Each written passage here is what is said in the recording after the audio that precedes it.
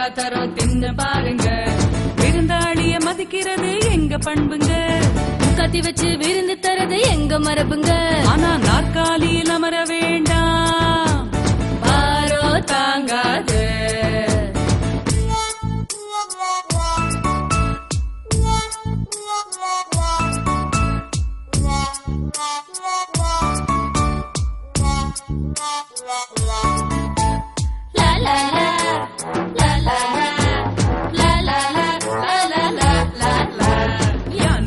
யானை யாரை எங்கே போறீங்க?